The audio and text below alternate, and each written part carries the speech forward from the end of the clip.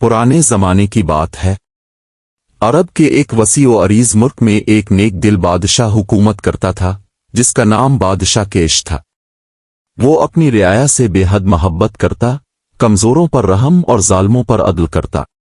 महल के खजानों में सोना चांदी भरा पड़ा था, मगर बादशाह के दिल में एक कमी थी, औलाद की कमी। बादशाह की रफा हयात मलिका परवीन निहायत नेक सीरत, शफीक और अक्लमंद खातून थीं। वो भी बादशाह के साथ रियाया की भलाई के मंसूबे बनाती रहती, मगर जब भी दोनों तन्हा बैठते, बादशाह का चेहरा उदासी से ढक जाता। मलिका कई बार समझाती, जहां पना सब कुछ तो है हमारे पास, ये गम क्यों? बादशाह गहरी सांस लेते और कहते, परवीन, दौलत, ताकत और हुकूमत तो सब फानी है। अगर मेरे बाद इंसाफ करने वाला, रियाया की खबर लेने वाला कोई ना रहा, तो ये सल्तनत बर्बाद हो जाएगी। मेरी जिंदगी अधूरी है जब तक औलाद ना हो। एक दिन दरबार में बादशाह गैर मामूली तौर पर खामोश बैठे थे। वुज़रा और दरबारी एक दूसरे की तरफ देखने लगे। किसी में हिम्मत न हुई कि पूछे, मगर आखिरकार एक वफादार वजीर आगे बढ़ा। उसने अदब से कहा, जहां पना, हम सब आपकी परेशानी से दिल गिरफ्ता है। अगर इजाजत हो तो अर्ज करूं, ये उदासी आखिर क्यों है? बादशाह ने धीरे से सर उठाया। वजीर, तुम जानते हो कि मेरी शादी को बरसों गुजर गए, मगर अल्लाह ने औलाद की नेमत से महरूम रखा है। अब तो उम्र ढल चुकी है, उम्मीद की शमा भी बुझने को है। यही गम दिल को खाए जा रहा है। वजीर ने इत्मीनान से कहा, जहां पना, नाउम्मीद ना हो। शहर से बाहर एक बुजुर्ग दरवेश रहते हैं, जिनके बारे में मशहूर है कि वो दुआ और दवा दोनों से बंदों की तकदीर बदल देते हैं। बहुत से लोग उनके हाथ से शिफा पा चुके हैं। अगर हुक्म हो तो अभी उनकी खिदमत में चलीं। शायद रब्बुल आलमीन अब पर भी करम कर दे। बादशाह ने फौरन राजी होकर कहा, चलो वजीर, अगर इस खाकसार की झोली में दुआ का एक दाना भी गिर जाए तो शायद मेरी तकदीर बदल जाए। शाम होने से पहले बादशाह वजीर के साथ शहर से निकले। कई मील के सफर के बाद वो एक सादा सी झोंपड़ी के सामने जा पहुंचे। वहां एक नूरानी बुजुर्ग सफेद लिबास में आंखें बंद किए तस्बीह पढ़ रहे थे। वजीर ने सलाम किया और अर्ज की, हुजूर, ये अरब के बादशाह केश है। उम्र ढल चुकी है मगर औलाद नसीब नहीं हुई। आपकी शोहरत सुनकर दरबार से यहां हाजिर हुए हैं।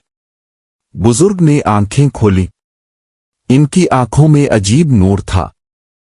उन्होंने एक छोटे से लकड़ी के संदूकचे में हाथ डाला, एक छोटी सी पाड़ा निकाली और बादशाह को देते हुए कहा, जहां पना, इसमें शिफा है, लेकिन याद रहे 14वें रात के ऐन 12 बजे उसे अपनी मलिका को पीपल के दरख्त के नीचे खिलाएं। वक्त का एक लम्हा भी इधर अलिफा देर ना हो। अगर अल्लाह ने चाहा तो 9 महीने बाद आपकी गोद हरी होगी।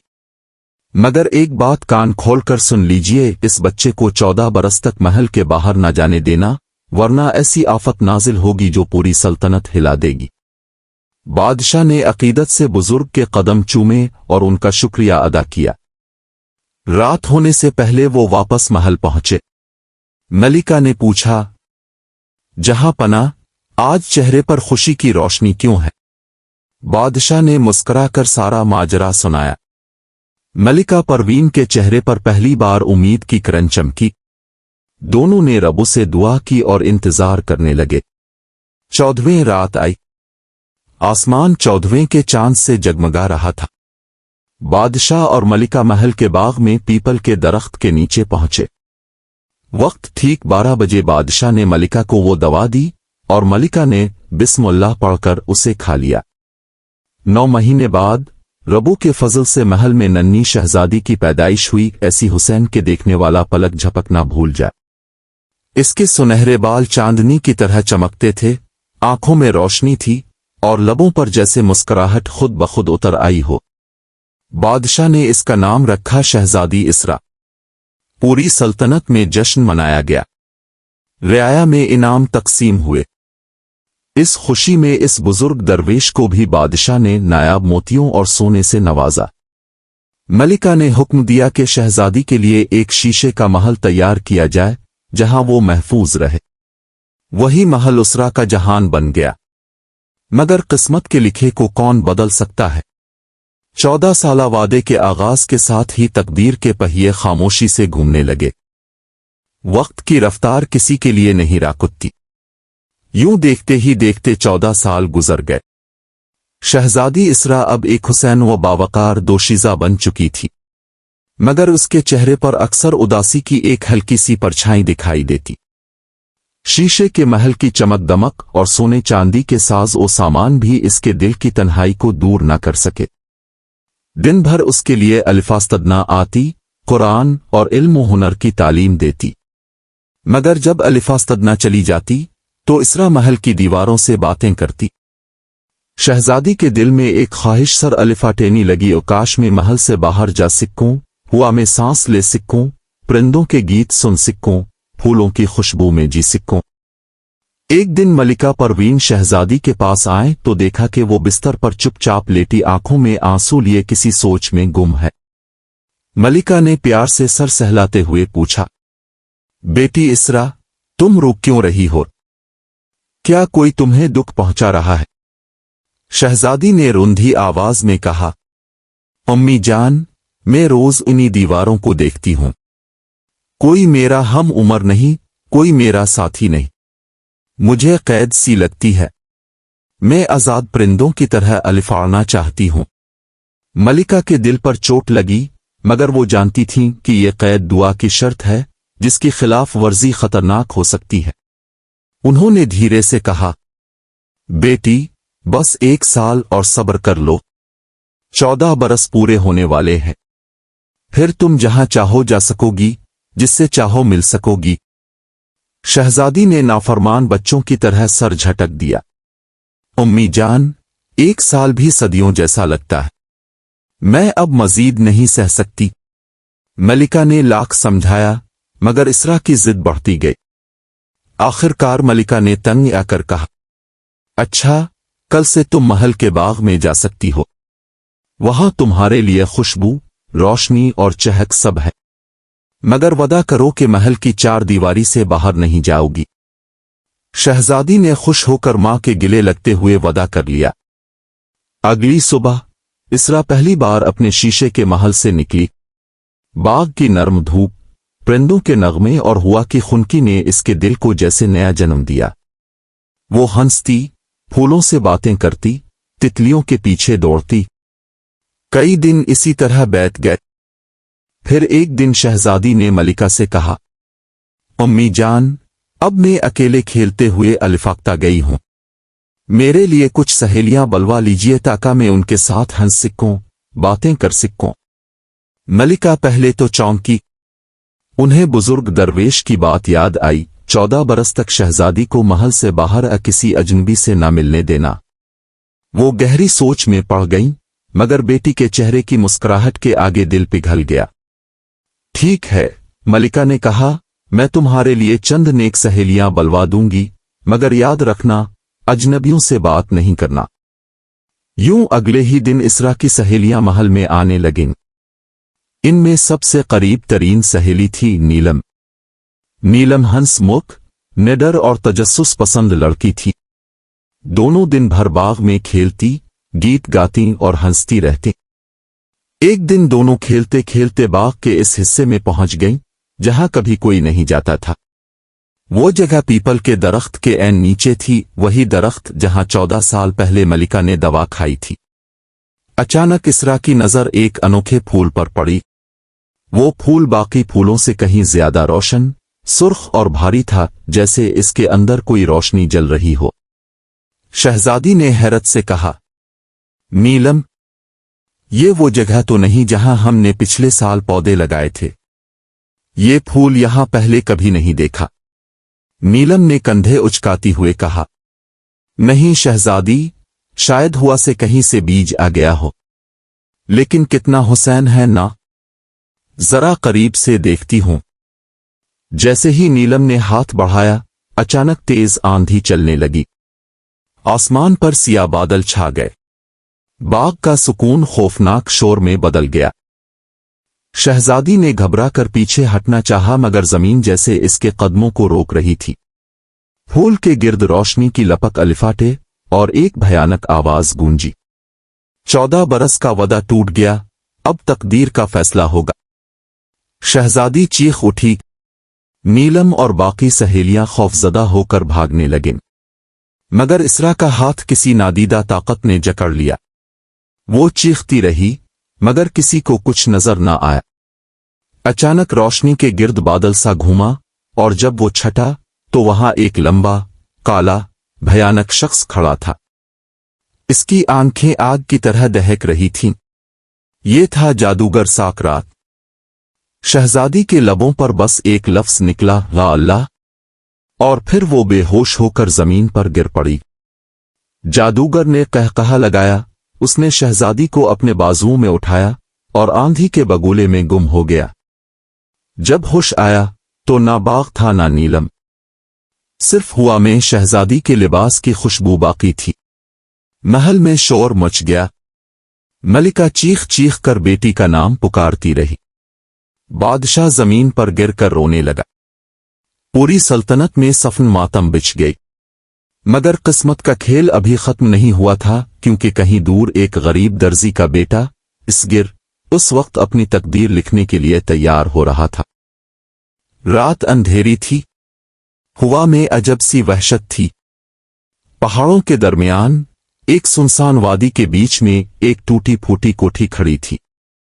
यही वो जगह थी जहां जादूगर साकरात शहजादी इसरा को कैद कर चुका था। जादूगर की आंखें आग की तरह दहक रही थीं। वो अपने कमरे में बैठा हुआ एक अजीब तिलिस्मी आईने में देख रहा था।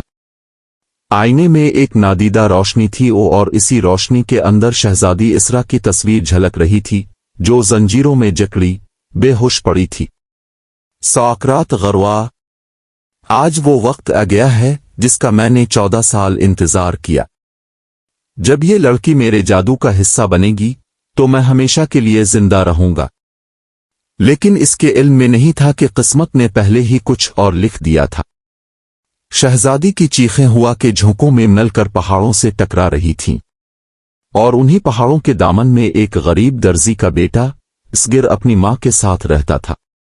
इसगिर मेहनती, नेक और बहादुर नौजवान था। दिल में खालिस ईमान और आंखों में ख्वाब। वो अक्सर रात को आसमान की तरफ देखकर कहता, ए रब, मुझे एक मौका दे कि मैं अपनी जिंदगी की कोई कीमत अदा कर सकूं।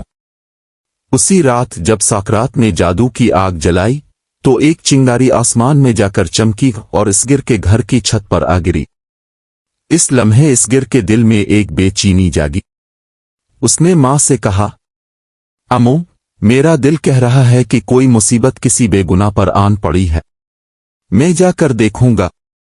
मां ने खौफ ज़दा होकर कहा, बेटा, रात के इस पहर कहां जा रहे हो? इसगिर ने हाथ चूमते हुए जवाब दिया, अम्मू, अगर कोई फरियाद आसमान तक पहुंची है तो शायद अल्लाह ने मुझे इसके जवाब के लिए चाना हो। यूं इसगिर अपना बोसीदा तलवार और चर्मी ढाल लेकर पहाड़ की तरफ रवाना हो गया। रास्ते में हुआ चीख रही थी, दरख्त झक रहे थे और दूर कहीं बिजली चमक रही थी। कई घंटे चलने के बाद इसगिर एक अजनबी बूढ़े से मिला, वही बुजुर्ग जिसने कभी मलिका को दुआ दी थी।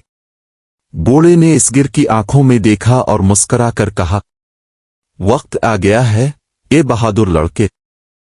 शहजादी इसरा कैद में है और तुम ही वो हो जो उसे आजाद करा सकते हो। इसगिर ने आजिजी से पूछा, मैं एक आम आदमी हूं, मैं जादूगर से कैसे लड़ूंगा? बूढ़े ने अपनी छड़ी जमीन पर मारी। छड़ी से एक नूर निकला और आसमान तक जा पहुंचा। फिर बूढ़ा बोला, तुम्हारी नियत तुम्हारा हथियार है। याद रखना, जो सच पर है वो कभी हारता नहीं। ये तलवार लो, ये तुम्हें अंधेरे में रोशनी दिखाएगी। यूं इसगिर तलवार लेकर पहाड़ की चोटियां चढ़ने लगा। हर कदम पर जादूगर के बिछाए हुए तिलिस्म फटते, आग के शोले भड़कते, मगर वो पीछे नहीं हटा। आखिरकार वो सॉकरात के कले तक पहुंच गया। दरवाजे पर 2 पत्थर के देव पहरा दे रहे थे। इसगिर ने आयतल कुर्सी पढ़ी तो वो दोनों देव पत्थरों में बदल कर टूट गए। अंदर पहुंचकर इसने देखा शहजादी जंजीरों में बंधी है और सॉकरात मंत्र पढ़ रहा है। इसगिर ने ललकारा, ए जालिम, अल्लाह के नाम पर रुक जा। जादूगर ने तंजिया हंसी हंसी, नया शिकार आया है, हा हा हा। तुम कौन हो जो मेरे जादू के सामने बोलने की जुर्रत करता है? इसगिर ने बिस्मिल्लाह पढ़कर तलवार बुलंद की। एक ही वार में रोशनी का दायरा बना और जादूगर के मंत्र टूटने लगे।